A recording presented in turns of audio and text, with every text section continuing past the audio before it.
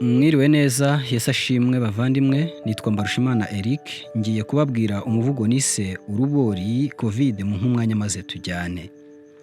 Yewe muntu, yewe ubwirwa, yewe utumirwa utuye ibirwa, yewe uboro gutina urubori, mputanye ingoga ngo ngutabare.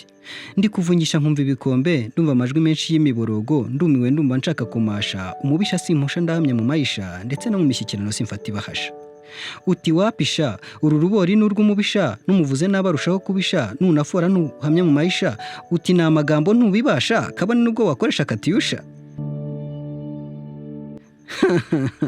Nkubita agatwenge ndaseka cyane, nkura intwaro ntwara itabaro, ntwara omimo ndetse na tumimo, maze iyi nkuru ihinduka kimomo, bati nabe natwe turi kuribwa, ariko uriya abaye igitambo, abaye igitaramo ku isi hose. Bakora urutonde rw'abadwinzwe, bakora urutonde babiri byunzwe, bakora urutonde bagogacuho, mu gihe batebye bampa agatebe, ntanga agatego ntsinda igitego. Ntibishyize kera cyane, bibaye inkunduro turwana inkunduro, intwaro nta yindi ni Emmanuel, indundo y'uru rubori rwatuzonze, dukoma agatwenge turiruhutsa. Tutari twije bihindura isura bihinduka umukara, iyi si yose icura umuborogo, umubisha ati ntaguhura, ababisha bahuje inama, indunduro yanjye bayingiyi. Umubisha ati nibutse ibanga, reka nkwirakwize uru rubori, Imana se niyabinkoze, igihe niyubakiraga Babeli. Reka nze mbakorere ububeri, maze mbajyane hatagira ububeri, abana babuzwe gufata ibere, mbese babera aho ngaho buri bakomeze kubabazwa n'uru rubori. Ndaje mbanze nza nisuzuma, ndaje maze nsuke Ebola, haba kubera cyangwa birabura, nimbona birimo birabura, babica sebeya bakabiha imisaya, basoma Yesaya bakagana misa, ndaje mbazanire guma mu rugo.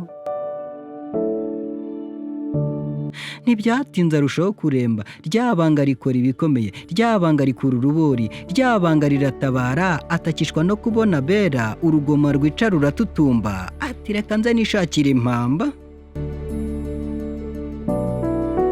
Ibinyenyeri arabibanura, imiborogo ihinduka myinshi, ahera mu bera arasiribanga, ageze mu birabura ashyira hasi, tubuze uko tubyita tuti ni Covid. Tuti umwanzi wacu n'uyirwaye, ni umuturanyi tugume mu rugo, ariko ari gukora ibuheruka, ndetse mu minsi nza araza kunuka kubera amazuku, ariko abera tuzazuka. Iyi si yose iduhanze amaso, itabera se bari hehe, mureke tubabwire bene data, muri iyi si iwacu turi mu icumbi, ndetse mu minsi iza turaza gutaha. Nimuntu abishaka murebe muri Egiputa, n'abahatuye bafite amateka, imfura zirapfa ku bwa Farawo, maze abera basubira iwabo.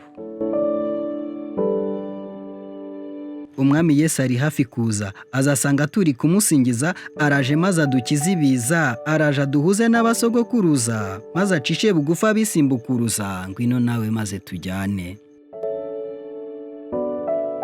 Rero haranira guhora uhinduka, maze wirinde guhora uhemuka, ndetse uharanire gukiranuka, kuko iyi minsi turimo ari imperuka, inkozi z'ibibi zizarimbuka, ariko abera bazacungurwa. Umwami Yesu ari hafi kuza, azashyira intebe ku bicu, amaso yose azamubona, abacunguwe tumusanganire, azaduhanagura amarira twarize, maze twibanire ubuziraherezo. Ese ubwo wowe waje tukajyana?